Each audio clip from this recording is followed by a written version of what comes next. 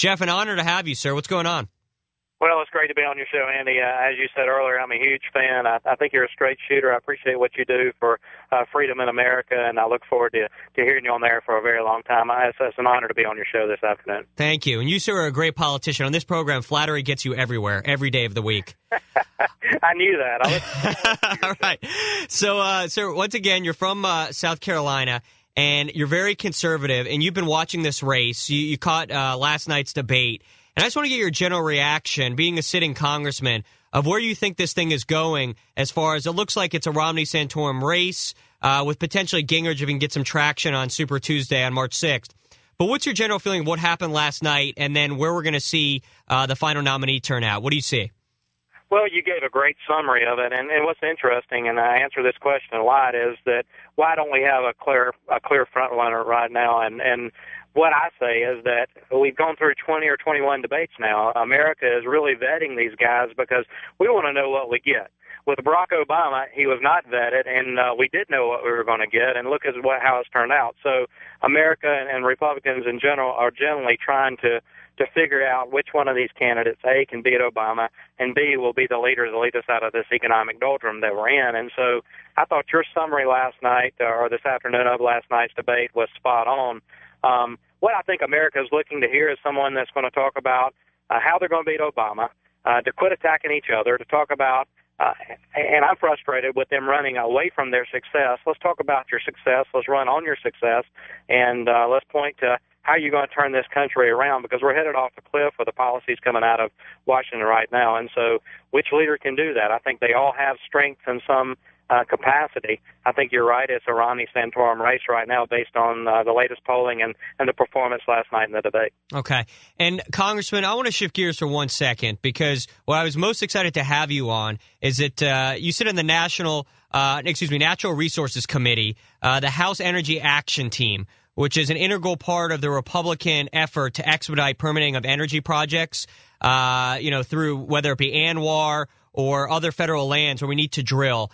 And last night, Gingrich talked about energy production in this country, but I feel like it's just not getting enough attention. And the reason why I want to bring it up today is that Barack Obama was in Florida somehow taking credit for increased energy production in this country when this is a guy that said no to the Keystone Pipeline. I want to examine this in detail, but just give me your thoughts right now as being in the United States House of Representatives, the lack of cooperation, or just give me your thoughts as to how Obama's been on domestic energy production. He's been terrible on domestic energy production. Look at the moratorium on offshore drilling. Look at what he's done not allowing permits on federal lands. The reason we have increased oil production in this country right now is coming out of North Dakota. It's coming out of the Bakken oil field. And where they're drilling is on state and private-owned lands. It's not happening on federal lands. If you go right across the Montana-North Dakota border where the same oil field, Bakken oil field is, they're not drilling on federal lands. The permitting process is not there for America to harvest and explore its own energy resources. This president has been terrible on that, but yet he'll continue to give money away to his friends with Solyndra. He continues to thwart things like the Keystone Pipeline, which would allow us to tap the unused refining capacity in the Gulf states in our refineries. Yes, it's Canadian oil, but we will be refined here, and it'll create United States American jobs. And I think that's positive. This guy's been terrible on all that. For him to stand there in Miami today and say that under his administration we have more oil and natural gas being produced, it's not based on his policies. It might be happening while he occupies the White House, but it's not because of his policies. It's because of policies of past presidents, and we're going to continue to point that out and continue the energy policies out of the United States Congress. Absolutely, Congressman. And I actually went into my files and I pulled a debate transcript for you. And I want to read this to you because this is so important regarding energy. And I know that if anyone gets this, it's going to be you because you're going to be all over this. Congress had a debate about Arctic National Wildlife Refuge drilling. Senator Maria Cantwell from Washington said, quote, let's not drill this refuge. It'll be a waste of time. The oil won't reach refineries for 7 to 10 years. And then John Kerry, Democrat, Massachusetts, followed that by saying, quote, if we opened up ANWR today, it wouldn't produce any oil for at least 10 years. Congressman, are you ready for this? Do you know when that debate took place? That exchange that I just read you took place in 2001. Wow. Yeah. 11 years ago, that oil would be online today, and we would have lesser prices at the pump. That's exactly right. So when they say in the U.S. House and the Senate, and even Barack Obama, let's not do domestic energy drilling because it's never going to get there. At some point, you have to do something for the next generation and for the generation after that. And clearly, the United States Senate back in 2001 would say, hey, let's not bother. It's a decade away. And couldn't we use that at the pump right now when we're looking at $3.60 oil and nobody's doing anything about it? So that's very damaging. There's clear policies coming out of Washington. You know, Stephen Chu, the Secretary of the Department of Energy, said before he became the Secretary that Americans should pay what Europeans pay for a gallon of gasoline. Mm-hmm. That's clear indication of where the policy is heading. And President Obama, and you can look this up on the White House website, when he was talking about why he was killing Keystone XL pipeline, he said that we ought to increase American energy production and lessen our dependence on oil, period. Not foreign oil, not Middle Eastern oil, but lessen our dependence on oil, period. That sums up the policies of this administration. America needs to know that. Mm-hmm, absolutely. And for people just joining us, talking to Congressman Jeff Duncan, 3rd District, South Carolina, voted most conservative by the Heritage Foundation. Jeff does a awesome job looking out for us in the U.S. House. And, Jeff, while I have you, I want to talk about the national debt for a second because you're a budget hawk, and I wish there were more people like you in Congress. Unfortunately, we have a president of the United States who I feel deep down, I don't know if he doesn't care. I just think that he just doesn't see it as an issue deep down that he really wants to take charge when it comes to our national debt. Why do I know this? Because in the budget that he released about 10 days ago, there's really no effort to close this massive $1 trillion gap. You know, a guy who's borrowed more money than all presidents from George Washington to Bill Clinton combined. But what I want to talk to you about right now is his tax policy and why that's so damaging, because it's related back to the national debt. And that this is a guy who believes deep down that he can tax his way out of a problem. You can tax the top 1%, the top 10%. And one of the ways that he's trying to do it is he's raising the dividend tax. He wants to treat it like ordinary income. So go from 15% to 39.6%. And then you tack on the 3.8% surcharge for Obamacare. You're talking about in the mid-40s% for dividends. There are a lot of senior citizens, I know in your district where I grew up in Florida, who depend on a quarterly dividend check that's reliable from corporate America. When you've got a guy taxing dividends at 45%, can you tell us in your constituents, what is Obama going to do to them when those taxes go into effect starting in 2013? Well, first off, the corporations are going to quit issuing dividends. They're going to hold those profits and reinvest them and expand, but they're not going to issue dividend checks, so you're not going to get that in the mail. Any dividends you do get are going to be cut almost in half right off the bat through a tax. It's double taxation. The corporations already paid taxes on those earnings. These are dividends paid on net profit or net income, so they've already been taxed, and then they're going to send them to you, and Obama wants to take 42% of that when it all is summed up. Listen, we're $15.4 trillion in debt. This president has never signed the front of a paycheck. A lot of members of Congress have never signed the front of the paycheck. They never created the first job other than the government jobs that the president's creating now with this really unprecedented growth in government.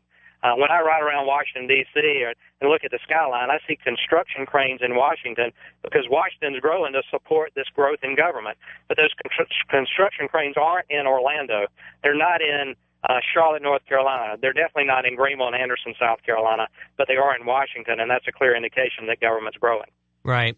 Now, Congressman, we only have about a minute and a half left. I want to talk about foreign affairs for a second. It was brought up a little bit in the debate last night, talking about Iran, and pretty much you've got Gingrich, Santorum, and Romney, saying, look, we got to be tougher on Iran, we got to sanction Iran, and then Ron Paul is just out to lunch mentally.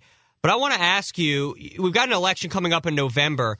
Deep down, in meetings that I can't be a part of, these top secret national security meetings, is Obama, do you think, telling his people, let's do whatever we can to delay Israel taking out Iran's nuclear program until after the election? And if that is the case, is that going to be too late? So can you talk about the president's policy in Iran and where you think we're at right now? Well, does he have a policy in Iran? He said when he was running before he would sit down with Ahmadinejad without preconditions. We haven't seen him really have a policy on Iran. I want somebody that's going to really speak firmly with Iran and say, we're not going to allow you to get a nuclear weapon. The free world is going to stop you from doing that. You need to come to the table. We need to disarm your nuclear armament program if you want to be serious. If not, there are repercussions, and the Western world is going to take care of that. We cannot afford a nuclear Iran. And one thing I want to raise awareness to your listeners is Iran's presence in the Western Hemisphere. I've got a bill that raises the awareness and asks the State Department really creates a counterterrorism strategy here in the Western Hemisphere that says we're going to address Iran's threat. And we just saw recently, within the last 6 months, where they were going to assassinate the Saudi Arabian ambassador in Washington, D.C. at a restaurant. And they were going to come across our porous southern border using the Mexican drug cartels to help them. It's a real threat, and Iran's posturing all over the world. The Western world, freedom-loving Americans and other countries are going to say no. We've got to say no. Absolutely. And also, Congressman, as we end the discussion, it's important, I think, that the audience understands that when Obama now takes credit for these sanctions going up against Iran, he was dead set against it for all of last year until a bipartisan, it was really Mark Kirk, senator from Illinois, who led the effort. And we hope for his speedy recovery. He had that terrible stroke, but he's a true patriot. And he's the one that said, look, we got to stop Iran's central bank. Menendez from New Jersey got on board with that. And then essentially the entire U.S. Senate said to Obama, you're wrong here. We have to take action against Iran. And he fought it tooth and nail. And then he was required by law, essentially, to go along with these sanctions. And now, of course, just like he's talking about increased domestic energy production and taking credit for that, he's now taking credit for Iranian sanctions. I feel like dizzy watching this guy. And your last reaction to that before we have to go to break. Well, I'll just go back to what I said earlier. He has not had a policy on Iran. He's trying to take credit for the policies of others. He's even taking credit for the policy of the Bush administration with the domestic energy production. And so I'm ready to see him leave the White House. But in absence of that, I want to see some plans that he comes with on his own, and we're going to continue to try to thwart him at every turn that we can. We're going to increase domestic energy production and exploration, and we're going to continue looking at America's role in the world with regard to Iran and the free world in their regard to Iran. All right, Congressman. Jeff Duncan, South Carolina, 3rd District. For all the good work you do, we really appreciate it because there are some good people, and we do recognize this in Congress, working hard day after day, trying to cut spending, looking out for our national defense, and you are one of those guys. So I want to thank you, sir. Wendy, I appreciate everything you do, and I look forward to being on your show sometime in the future. Absolutely, Jeff. You got it. Take it easy, man.